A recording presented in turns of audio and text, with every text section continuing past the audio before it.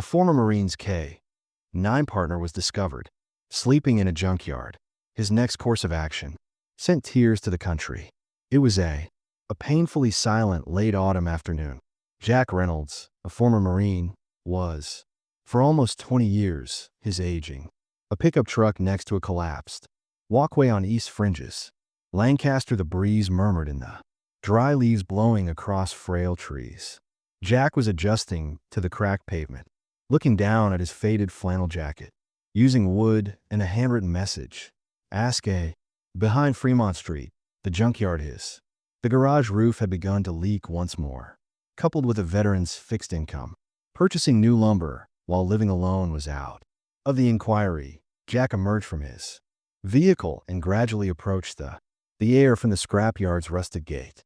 Heavy with the scent of old and oily metal, he pushed the hinges of the gate open, protesting by moaning and entering the tangle of rusted metal and outdated appliances and broken glass while he swerved between file cabinets with dents and collapsed, his boots crunching on broken railings. Something unexpected about ceramic tiles stopped him cold with a faint sound initially, similar to the wind, but also a... Jack's gaze paused in a faint, broken whimper. It was approaching from behind a narrowing pile of corroded sheet metal and a vehicle. Doorways, he took a cautious step forward, pushing a panel out of the way, and that's when, if there's still a dog, he saw it, referred to as being so severely malnourished. One rib protruding from sunken skin, strangely bent leg underneath its body. Its fur was uneven and matted, with dried blood and muck, and it's correct.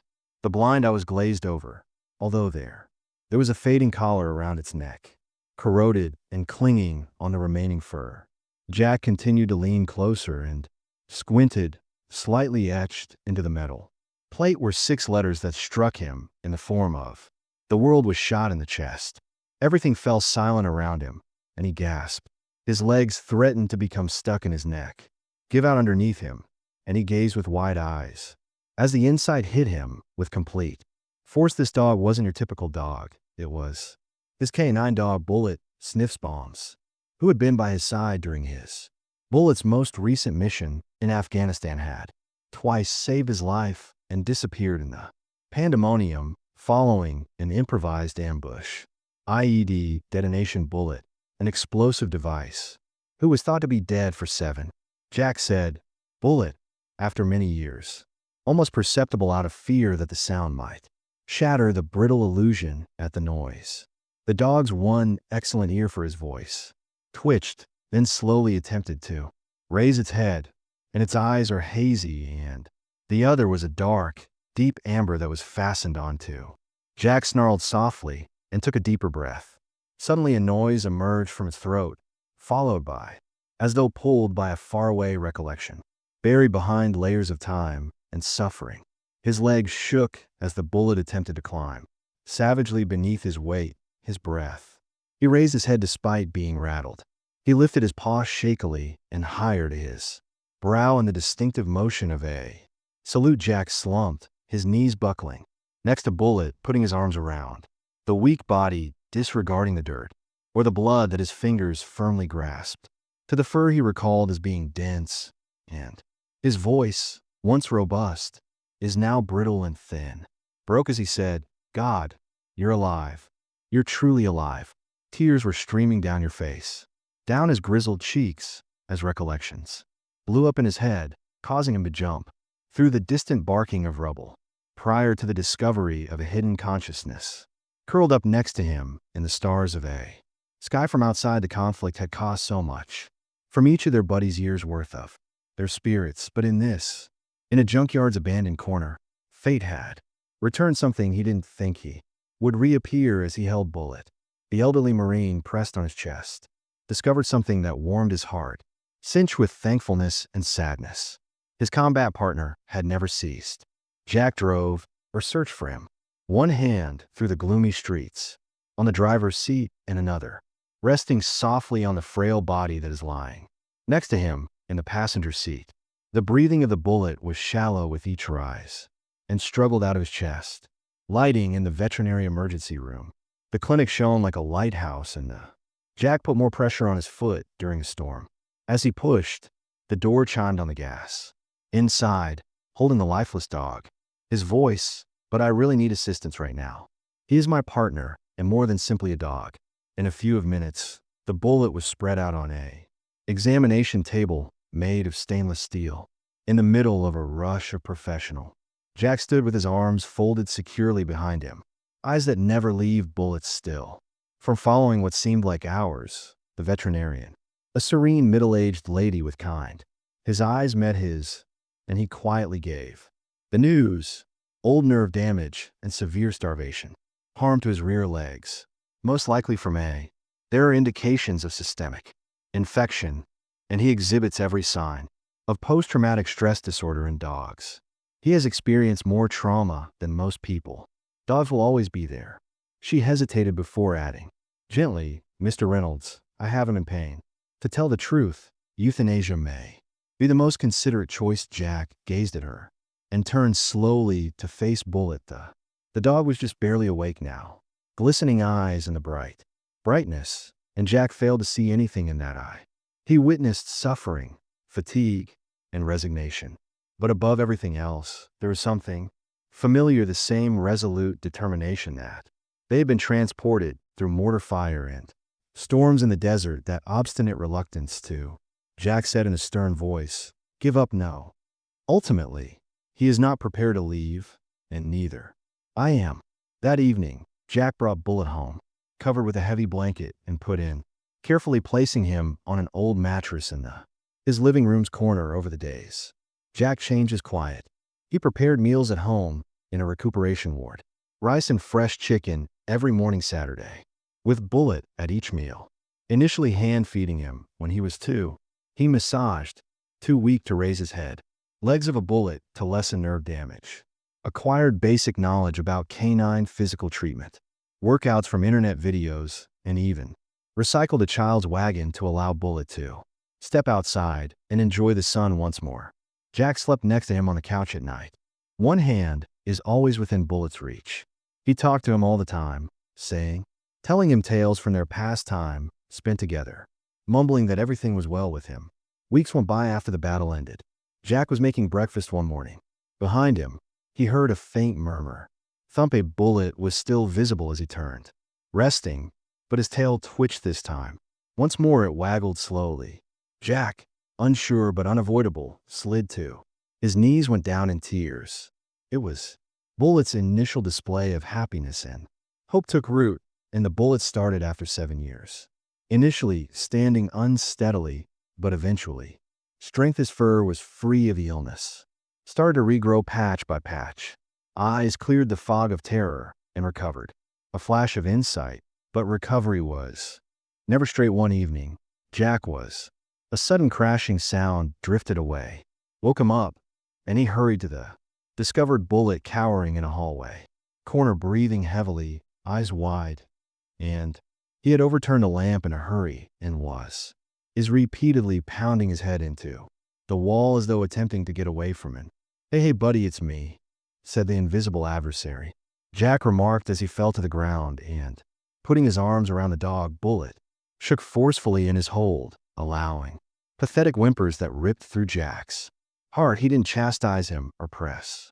He declined, instead whispering, You hear me? You're not the only one. Jack is the only one that wakes up yelling."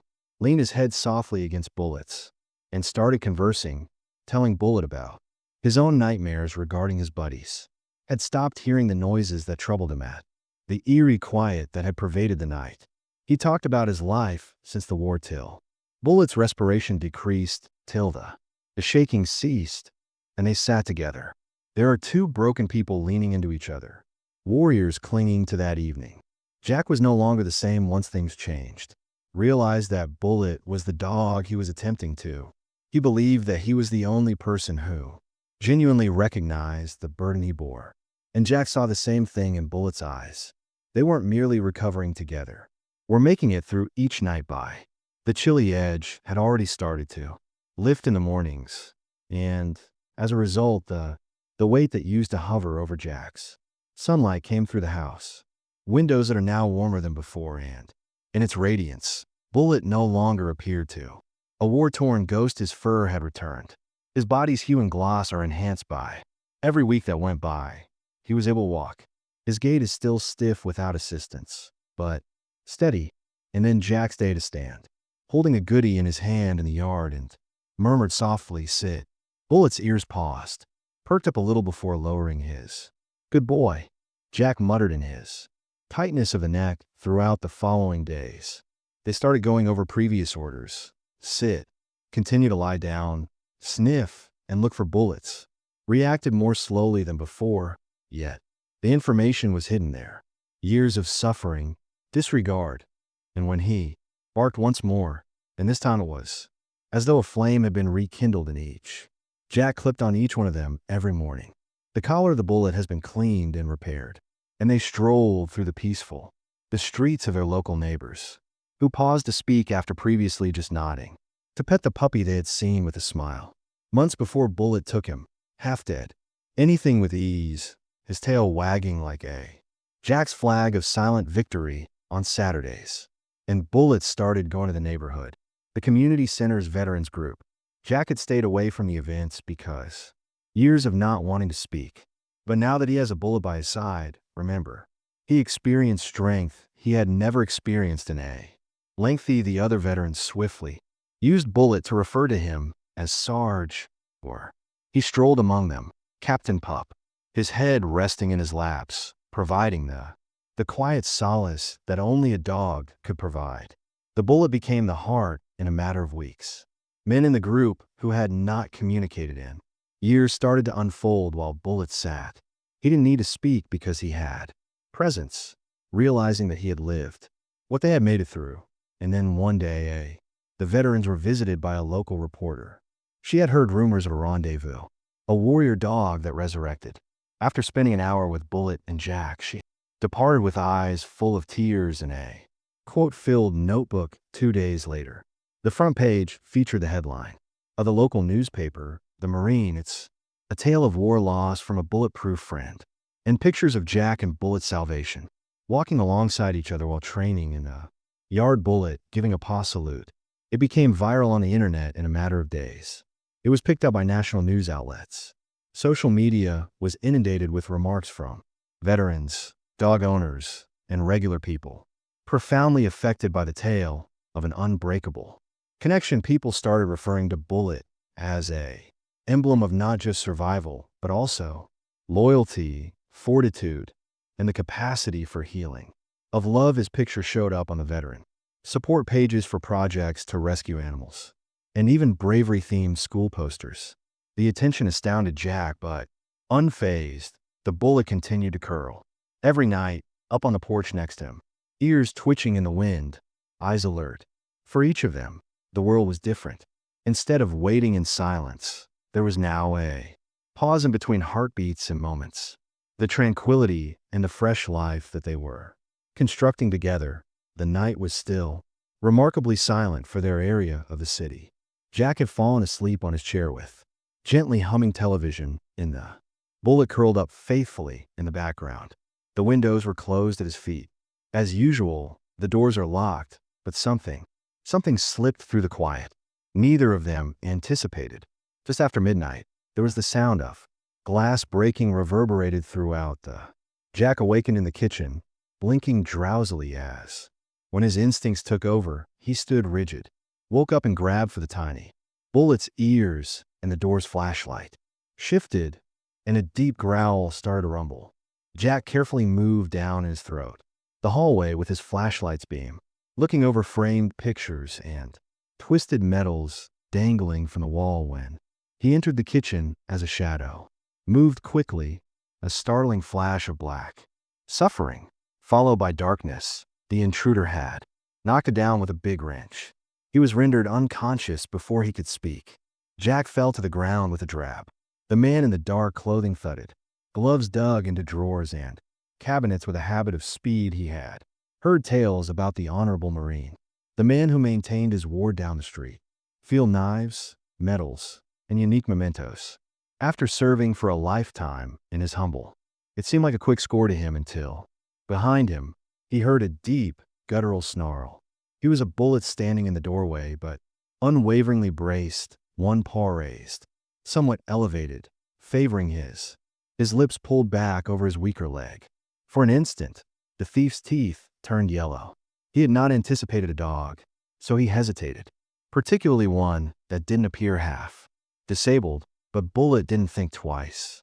With a surge of vitality originating not from strength, yet he lunged on purpose. A startled man yelled as Bullet drove him by latching onto his forearm. They fought back against the counter, slamming headlong into furniture. Bullet was stabbed once by the robber using a deeply painful but bulletproof pocket knife. Refused to release the blood-soaked into his fur, yet he refused to give up. Bit hissed and barked with an unnoticed rage. Since the battlefield, his instincts, desperate to keep Jack safe, the man attempted to run away but was struck by a bullet. Jaws clamped around him, holding him pinned. The robber's arm prior to sirens ringing in. The distance before the police arrive. When the invader arrived, they were writhing on the floor yelling for assistance, and a Bullet was panting heavily while resting next to Jack's body, his blood blending with the broken glass. An ambulance was called by the authorities. Jack was breathing right away, but Bullet was barely alive and unconscious. The paramedic carefully knelt next to him. As they were lifting his lifeless corpse, Jack loaded into the same ambulance, awakened and opened his eyes to discover beside him, a familiar shape. "No," he said hoarsely, without moving. No, not again." He found it difficult to sit inside the Bullet. His hands were grasping for it. Jack, the ambulance driver, dragged the Bullet into his, holding him in his arms like he had in the months before. The dog's breath, in a junkyard, was chilly and faint. Jack pressed his forehead to gunshots and a voice in a whisper, heavy with sorrow, "Please don't abandon me." "Once more, friend," you kept the line. "You always work around them." The paramedics. He held on, though Jack hardly noticed, hoping against hope and refusing to give go. That the dog that had previously saved his life during the conflict and once more at home was, "I'm not going to abandon him for good." The Bullet survived the lengthy procedure. Dangerous and unpredictable, the cut from the knife had serious incision, and the loss of blood had pushed him over the edge. The vets cautioned that even if Bullet survived Jack, he may never be able to walk again, but again, as he has done numerous times previously.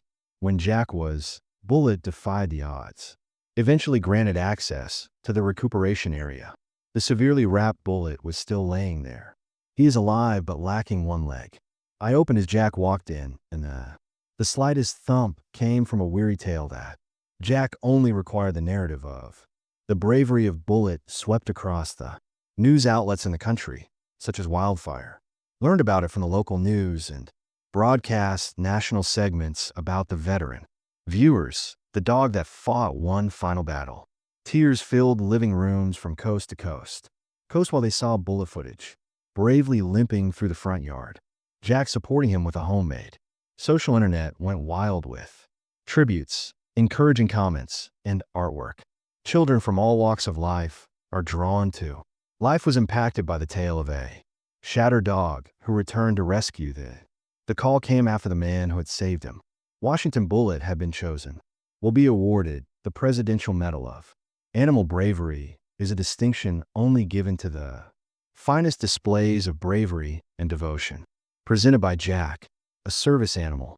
Initially hesitant, he never looked for, particularly not on national phases. However, this was not about him. Was for Bullet on the ceremony day. The Capitol's main hall was packed, with representatives, veterans' families, and Bullets with hundreds of reporters wrapped in a blue vest with a little service. At the stage's margin were patches.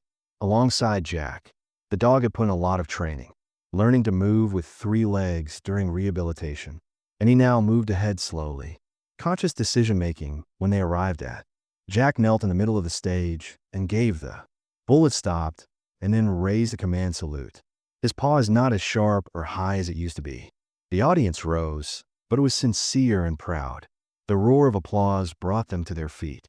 Cameras thundered through the chamber. Tears streamed down. Even the president is only a few feet away. Jack wiped his eyes and moved to the microphone supporting his speech when he gazed across the ocean of faces I have served next to men that I would go into.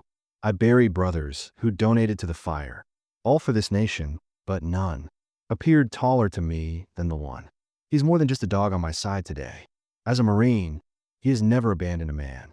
There was no speech that could be heard behind. Nothing more is required. The ritual concluded, not with ostentation and formality, but with a reverent, respectful quiet as Bullet and Jack left the stage, alongside one another for weeks after death.